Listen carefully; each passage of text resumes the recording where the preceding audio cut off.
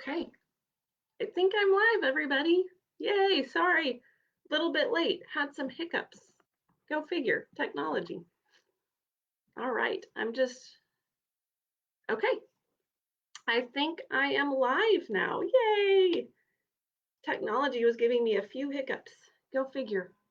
All right, I am going to give a few minutes for people to join me, but I can't wait to read day one of the story. And I hope you guys have found your eggs, or you've hidden them, or you've take turns hiding them. So, what animals did y'all find today? Hopefully you found, let's see, I hid them for my daughter here. A little, well, there's either pink or white, but a little bunny and a horse. So tomorrow we're going to hide them again, and I'm going to add one more animal. And if you don't have your kits yet, that's okay. We still have a few left at the church. So come on by during school hours tomorrow and you can get your kit. And if not, if you're far away and you can't get here, there will be a coloring sheet of the animals that you guys can use at home. So I'm so glad you're here with me. I'm going to go ahead and get started. All righty. So, and a big, big thank you to Julie Little for letting us use her beautiful book. So, and letting us print it out. Ooh. Anyway, Rufus Finds the Way by Julie Little. Here we go. Under the heat of the desert afternoon, in the shade of the scraggly bush, on the side of the dusty road, Rufus cried and cried. He cried fat tears that dripped off his whiskers into his soft fur. He cried so hard that he got the hiccups, which made him cry still harder. The more he tried to stop crying, the more the tears just kept coming. He felt very lonely. He was so busy crying that his normally sharp ears did not hear the sound of the hoofbeats approaching. Snorted the horse, putting his big nose under the bush just behind Rufus's tail. What's all the blubbering about under there? Rufus was so surprised that he jumped straight up into the air. Who's there? He tried to shout, but instead he got a mouthful of leaves from the bush. Laughed the horse as Rufus tumbled from the bush and landed in a dirty, leafy heap at his feet. It's only a little rabbit.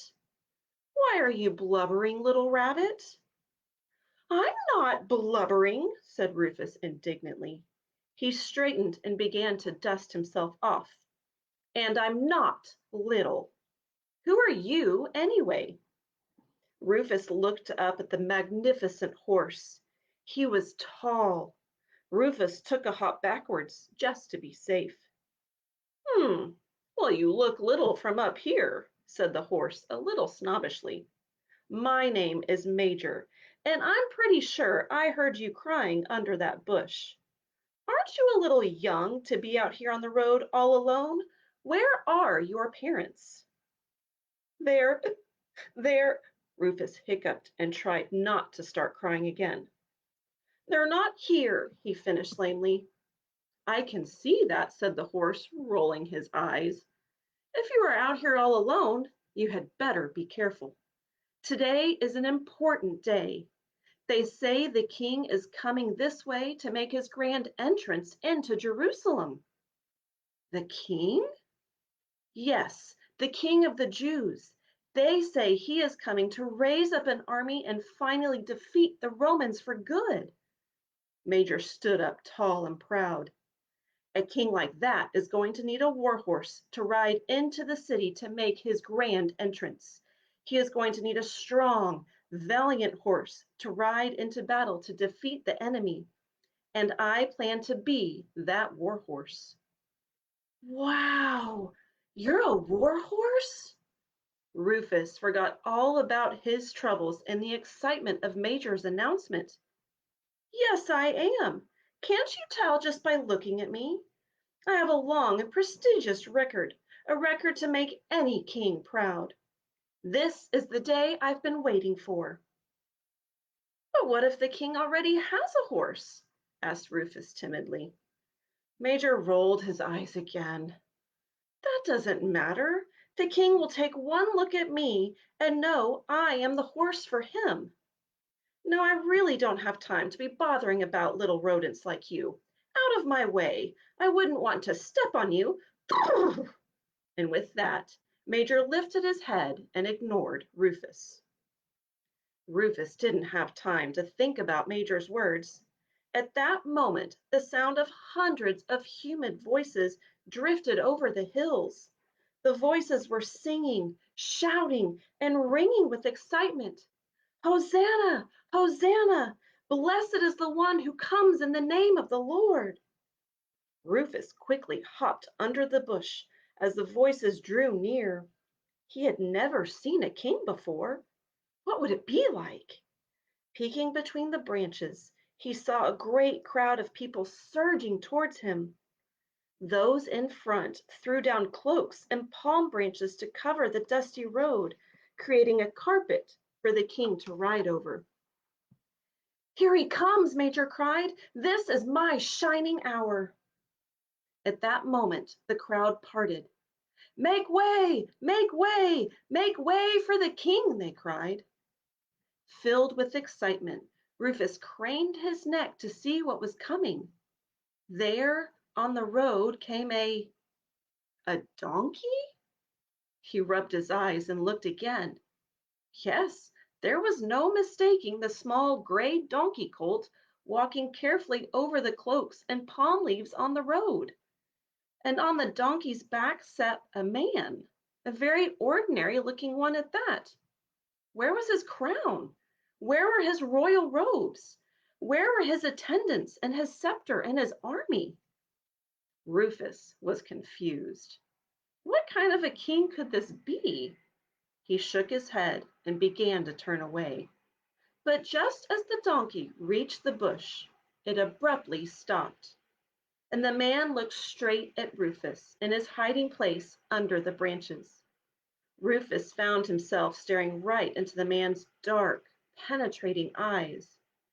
The most amazing feeling of warmth and safety spread all through him, from the tips of his long ears right down to his furry toes. He felt the man knew all about him just in that one look, knew him and loved him. The moment passed and the donkey walked on. "Hosanna! Hosanna! Blessed is he who comes in the name of the Lord!" The crowd shouted again as the sound of their voices receded down the hill towards the city of Jerusalem. Rufus hopped out of the bush to see Major gaping after the crowd and shaking in rage. That was the king? He was just a normal man. He wasn't even handsome. And did you see what he was riding? Major shrieked. "A donkey!" Major stomped the ground and shook his head in anger. "But did you look at him?" Rufus said excitedly. "Did you really look? He was, he was, he was different somehow. He saw me. I think maybe he really is a king." "Bah!" snorted Major. "He is nothing more than a pretender. I don't know what these people see in him." He turned and stared up the road in the opposite direction. "I can't believe he chose a donkey, the lowest of the low." Rufus heard him mumbling as he wandered away. "Wait, Major, come back. I think we should follow this man," called Rufus. But Major pretended not to hear. Rufus looked after the disappearing crowd and thought of the hurt burning inside his heart. There was something hopeful about the man, something Rufus needed. He hopped down the road to Jerusalem as quickly as his feet could take him. "Wait for me, King," he whispered. "I'm coming." Right. And that is the end of day one. I hope you all enjoyed it. And it starts off with Rufus being so sad. I wonder why he's so sad. Now, maybe we'll find out tomorrow in day 2. So I hope you guys join me and we find out what happens. And I hope you're hunting and finding your eggs and taking turns. And let's see what animal is next. All right. Oh, and I forgot to show you the picture. Here's the picture of Major and the donkey. Major obviously thinks he is much better than that donkey. What do you guys think? I would love to hear any comments or feedback, ask any questions, and I will get back to them in the comments. Okay, y'all have a great night. See you tomorrow. Bye.